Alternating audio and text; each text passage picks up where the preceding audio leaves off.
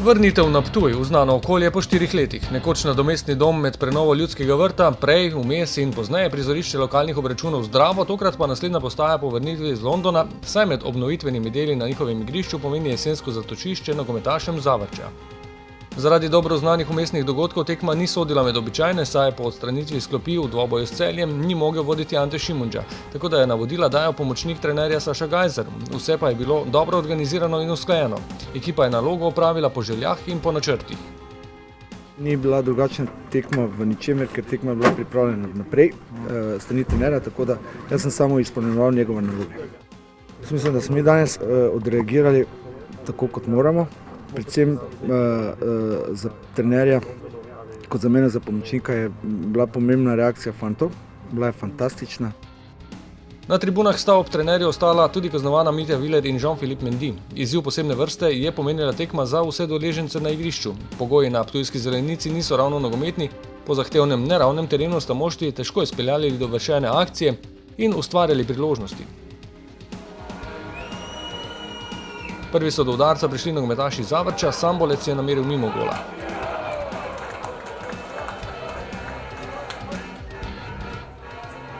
Ob dogovoru v nasprotnem kazenskem prostoru je Ranilović ustavil poskus Tavaresa.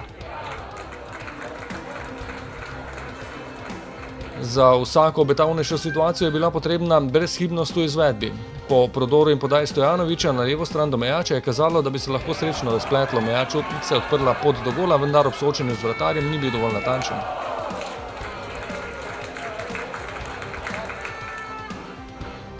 Med iskanjem poti do mreže sta v domačem kazenskem prostoru kombinirala Vršič in Tavares. Vršič je kapetanu podal žogo z glavo, ob njegovem udarcu pa je s pravočasnim blokom Datković uspel odbiti v kot.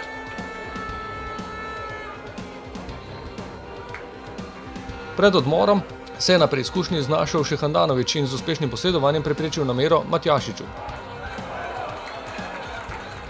Potem pa stopnjevanje napadov na poti proti zmagi. Drugi polčas se je sicer začel z neželjeno menjavo, ko je moral zaradi poškodbe z igrišča Arhus, a tudi s priložnostjo za našo ekipo kot napovednikom učinkovitega dogajanja. Vršič je po uspešni akciji na desni strani podal predgol, kjer je Luka Zahović, ki je dobil veliko priznanje z izborom med 40 nominirancev za nagrado Golden Boy, namenjeno najboljšemu mlademu evropskemu nogometašu 21 let, skušal preusmeriti žogo v mrežo, toda ni se mu izšlo, zadel je Ranilovića. Gostitelji, ki so ostali v podrejenem položaju, so zapretili le še enkrat. Po prostem strelu, ko se je po predložku Kelenca in posredovanju Filipovića žoga odbila do Datkovića in po njegovem poskusu z glavo končala ob levi vratnici. Potem pa se je igra povsem preselila pred završki gol in bližala se odločitev zmagovalcu. Najprej so se gostitelji še rešili. Rajčević je začel obetavno akcijo s podajo proti Ibrahimiju, ki je po spretnem nadaljevanju v kazenskem prostoru našel Salaliha.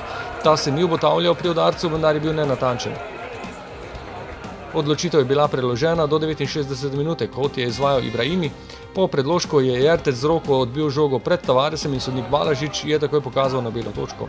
Vlogo izvajalca je tokrat prevzel Tavares in poslal vratarja Ranilovića v levo stran, žogo pa v desno.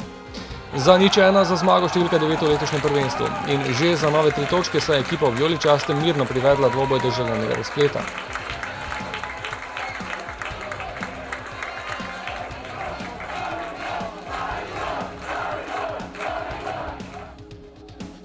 Zmaga ni bila ogrožena in bi jo lahko potrdili še z višjo razliko. Po uspešnem prodoru Ibrahimija žoga do Santija, ki se je v obetavni situaciji odločil za udarec in zadel vratarja, a dvomov o vrnitvi na zmagovite tirnice ni bilo. Psihična priprava na igrišče je bila dobra pri vseh igralcih. Pričakovali smo težko tekmo, vseh 90 minut. Vedeli smo, da je nasprotnik kvaliteten, nima za 126 točk do zdaj, ki jih je zbral.